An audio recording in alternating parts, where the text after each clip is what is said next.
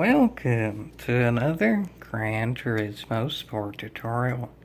Today we're featuring a world record for the Tokyo Expressway Central Outer Loop Circuit Experience, and this is for the entire track, and it's also live, as y'all can see here. Look, down, up. See, I'm not lying, that's live. And I didn't just get it for this one, I have the record for every sector as well. This video is just focusing on the whole track, but if y'all want me to, and if I have time to, I may do a tutorial on each individual sector.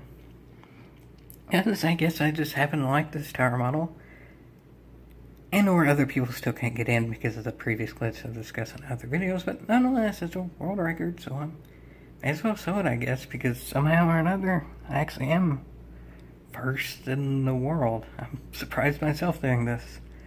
So, let's get into it, folks.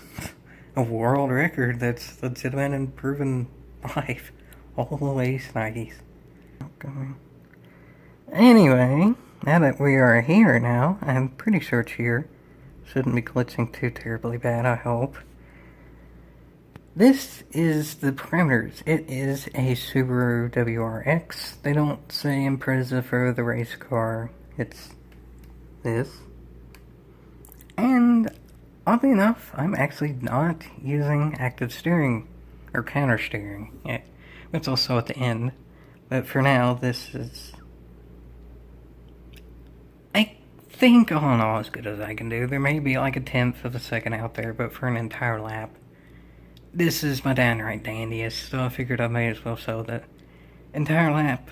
Subaru WRX Group 3. No counter steering. I think traction control's at 0, it's either at 0 or 1, I honestly can't remember. But I do show it at the end, I do remember that.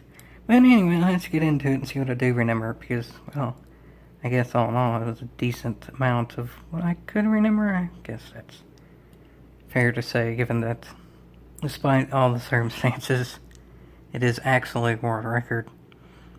But anyway, as y'all can see here from the speed that I'm going, Group 3 cars are fast, no matter the track. This track doesn't have the longest straights in the world, but I'm still going almost 150 miles an hour already. So, no matter the circumstance, there's pretty much going to be braking, or at least hard turning on all parts of the track. There's really no catch your breath parts with this, all things considered.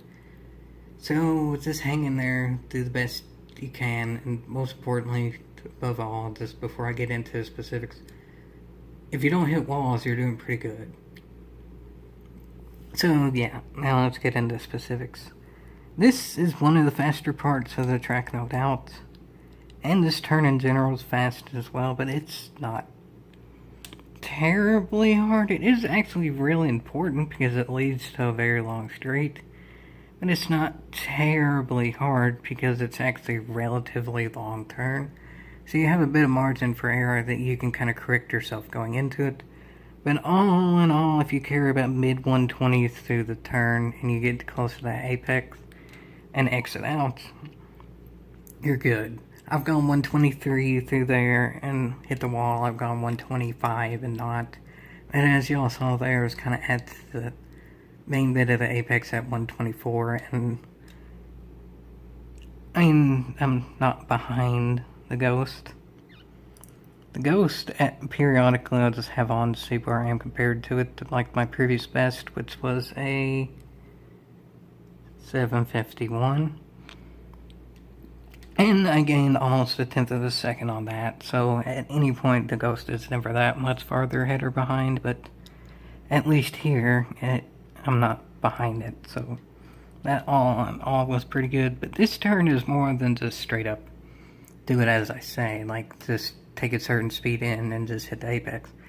This turn where it's a like degree change, like the track has its own elevation change just naturally, and then there's the added, as y'all can see here, there's a bit of sort of banking there. It's not a lot, but it does matter. Honestly, this turn is more of a get the feel for than to explain. I mean, it is an out and out. Like you start as wide as possible, then gradually go in. But this is definitely a practice turn. There's not the easiest way to explain it. I can sell my throttle input and braking input, but there's only so much you can do by seeing it. You have to kind of get a feel for the banking and the elevation change and all that. But the only thing in particular I can see here more than just go inside than outside is that it tends to all in all work better to let off the throttle into the turn and brake a little bit. Even though in theory that means you're gradually losing speed more instead of just having in one fluid motion losing the speed you need to and then getting on the gas. So aka that in theory wouldn't take as long, so it would be faster. For whatever reason, letting off the throttle, even though in theory it would be slower because you're doing that motion for longer, in this braking is actually all in all faster. I guess where it is an elevation change, it has to do with the stability of the car. I mean, as y'all can see, there I am off the throttle for a good bit there. It's pretty much to about 140 when I get on the throttle again, but this is arguably the hardest turn in the entire track. It isn't really the most important because this isn't the longest straight coming up, but it is fairly important and it is the hardest. It's because there's so much elevation change and banking and all that, and really you don't even want to brake. So you can't really have like a quote-unquote braking zone for this turn because you don't even, for best results, you're not even really braking here. Again, that's like I said, every turn on this track you sort of have to think about. Even turns that are borderline full throttle, which I guess we'll go back for a minute. This turn doesn't need too much explanation, but it's full throttle, but not easily. I just go kind of through the middle here just to carry momentum, but you do have to think about it. It's not an easy full throttle. This turn, even though it's not much braking, there's still a lot to think about, even though it's only a little bit of motion. So definitely practice makes perfect there. If you're about 140 and you let the throttle hitting the wall, you're pretty good, but then there's also a chance of the car being a bit unstable as well, which ends up getting your steering a bit skewed and you might touch the next wall. I've hit both walls more times than I remember, so definitely a practice turn there. But just general things to remember is let off the throttle more than brake into it. And as y'all can see, I'm also even behind the Ghost there. Y'all can make your own assumption of if there's really time to gain, particularly in terms of just how it looks. But more than anything, it's just smoothness more than how the track is used. Because, I mean, as y'all saw there, I was as bad as close to both walls as possible. So it's not a there's track left to use. It's the smoothness of doing the turn. I went back a little bit to see when I turned on the Ghost if it actually shows the Ghost accelerating at any point. I'm not 100% sure, but I am focusing more on this turn just because it's a lot harder than previous turns. But no, I can't exactly tell where I gained time with the Ghost there. But here, this turn is... honestly, this turn is kind of cheated in a way. It doesn't matter too much if you hit the wall coming out of it, and the way in which you do the turn, you kind of exploit the downforce in your favor in a way. It's not really cheating as much as just knowing how the car works, but this car has enough downforce where you can take this turn a lot faster in a certain way of going into the turn. If you kind of sweep into the turn like that, again, let off the throttle and not really quite brake, you can get into that turn with a lot better angle than just kind of braking and then turning in. It's sort of like the last turn in a way, but instead of stuff working against you like the elevation and camber and stuff, this is a lot in your favor here.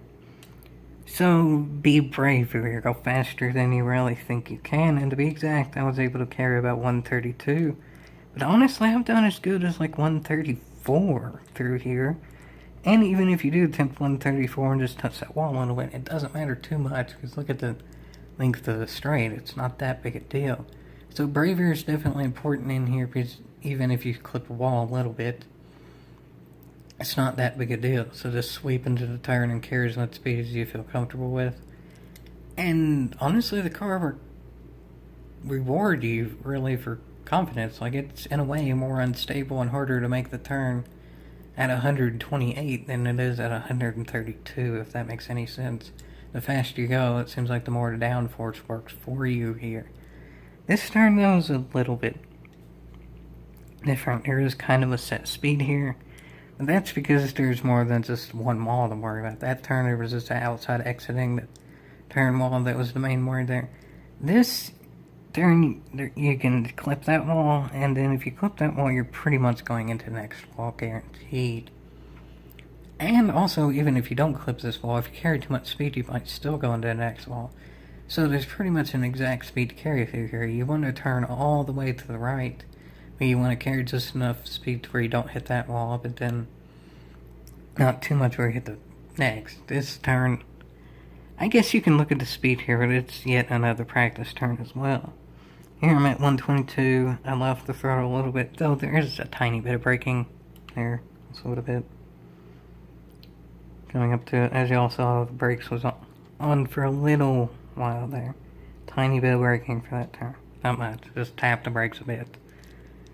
But there is a bit of off the throttle there as well. And if you care about that amount of speed, you can hit both of the walls' apexes as well. Like, not the walls themselves, but like the paint or whatever. Like, you can get your tires on that bit of paint. And that's perfectly fine to do. That's what you're supposed to do. And that's also just full lock to the right. I assume if you're on a steering wheel, or just all the way stick to the right on a controller. And if you carry that amount of speed, you actually get a nice rhythm through there. That's actually a really fun turn to do in this car. It's dangerous, yeah, I hit the wall more times than not, but it is fun if you get it right. And it doesn't necessarily reward you to overconfidence, because you can overrun it and hit the wall there, and it kind of ruins this whole bit. It says straightaway. And again, this goes into even at a full throttle turn. You have to think about it though, because if you get the best run possible at the last turn, this turn is full throttle, but it's not as easy as it looks really. You still have to go pretty much full lock.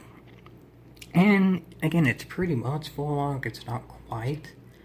But you do want to have just enough to where you angle out though for the next turn. So that way you just go out and out for the next one. This turn though is easier than some, like the one turn that I saw with elevation changes, because it's less elevation change, but it's kind of like I've explained other turns. It is more of an out and out, and it does kind of involve some letting off the throttle going in, so it's kind of like I've explained before. But it's different just in the sense of it's also different turns. More than anything, just look at the speed there, but in terms of explaining how the car works into it, it's kind of like a combination of other turns. There's somewhat downforce involved, there's kind of bravery, there's kind of letting off the throttle, and then there's kind of getting it to where you want to carry just enough momentum to make it through that turn without hitting that wall, but not getting to the next. But it's kind of hard to say exactly how much until you do it again, which kind of leads into yet that other turn as well. It's more of a practice than to explain, but that's kind of the best I can explain it. This turn, again, it's kind of like another previous turn too. It's full throttle, but you have to think about it if you get a good run through the last section. But this last turn, honestly, is relatively straightforward. You just go in and carry as much momentum as you can to get to the inside here and then outside there, and it is only one wall really to worry about there. It's more likely than not, because this is a wider turn, there's less chance of hitting the inside wall. Even though in theory the turn is longer, so that gives more of a chance of doing it, the turn is wider in general, so you have more time to correct, so there's not that big of an issue of hitting the inside wall. There is a bit of hitting the outside wall, but honestly, it's a gradual turn, so I didn't have too much trouble with that one. Which is also good, because it's the final turn of the lap. And then after that, just to the line. This isn't too difficult of a track overall to learn, but that's also saying that for me, and notoriously I've even been good here. This isn't just lap at a gods type thing. I think it's fair to say I've done some tutorials here and had some good lap times through here, but this still all I think is my best. But anyway, this is the setting used, automatic transmission, this controller, and traction control was on 0. And again, no active steering. The only stuff on was like the brake indicators, is because there's not too much braking here, but I've just always had that on. For some tracks, it's better to use that for like timing, but not really here, so it's just on because that's what I'm used to. And ABS is default. I've tried weak, but this isn't quite a handling car to do that. I think some people can attempt to go through with weak and do better, but I don't really think it helps at this track just because there's not that much braking really. So overall, default I think is the best way to go. More powerful car like F1, maybe weak, but not this car. Anyway, the other stuff I think is fairly arbitrary. I can't remember for sure, but anyway, there it is. And the most important here, first, again, I sold it live, also first in the world. And I say I have a hard time believing it. Some people probably just didn't really feel like fooling with that glitch where the lap times only counted for a certain amount even after it got fixed where they didn't count at all or whatever. Which is fair enough, but nonetheless, I mean, I proved them first no matter the circumstances, so I hope this helped you all. Again, I can go over the individual sections if I have time to, if y'all want to. I try to go more in depth in the harder turns, but like the first turn and stuff, I can do that section, but I mean, honestly, how I explained it was kind of how I ran it. Like that turn going from that second turn off, that was like the 140-mile-an-hour turn. I legitimately had to think about that turn every time I went into it, even during the lap itself. Like the first turn, I didn't all that much, so I explained it kind of how I took it the best I could. But I can go into more detail if y'all want me to. Just leave it in the comments or whatever. If I have time to, I will. But for now, I hope y'all enjoyed this. I did the best I could in terms of explaining it at my college. I can't be too loud, but still, I hope y'all enjoyed it and learned something from it. And I mean, I have the world record. Good luck trying to beat it. Trying to sound all that smug, but I actually proved that I have the world record. So technically, I am the fastest in the world, maybe even at this track. For people who've attempted this. If you're someone who is obviously faster than me, and there's quite a few out there watching this. Well, if you're watching this point, I don't know if this even helps you at all. And maybe this is just giving you motivation to then beat my time, but be merciful on me, please, if you're one of the aliens watching. This has stood for a while, and I put a whole wake of people work into this, and like, I guess I can tell the mileage on my car from this, and this was also through like 2 days of trying, and yeah, please be merciful, aliens. This is about the best I can run, and I'm sure there are faster people out there. But I very much enjoyed getting this world record. And records are meant to be broken, I understand that. But for now, this is the fastest in the world, and maybe this will help y'all become even faster. Honestly, that's kind of what I'm expecting. Anyway, I guess I'll go through and solve the entire lap full thing as is without pausing, and I'll end it on that. Hope y'all enjoyed this. I'm usually not like the other YouTubers saying like and subscribe and all that. If y'all feel the need that it's worth doing, y'all don't have to do that anyway without having to say it. That's kind of also a down point in which I would have time to say it, so y'all get what I mean there. Yeah, if y'all are even watching at this point, maybe. This lap is also up on like GT Sport itself. I like shared the lap on the game. I think the tags was like circuit experience. I think TECOL, it stands for Tokyo Expressway Central Rider Loop. Y'all can find it there too if you want to see it. And good luck trying to beat it. Like, seriously, I guess this is legitimately good. I don't truly think it's the legitimate best, but for now it is. So good luck. Hope y'all enjoyed this, and Maybe this will give details on how to beat my lap. Maybe. Or not, I don't know. Let's see how long my lap can stand for. And there's also the individual sections though too, which I haven't sold replays of, so that's also a challenge for y'all before you do this section. Yeah, hopefully. Be merciful, aliens, if you're still watching now. Please. Try your best, I guess, but it just, yeah. I think y'all know what I'm saying, and that's where for y'all. I'm competitive, and this is like my best. And still a yeehaw though, so yeah, yeehaw.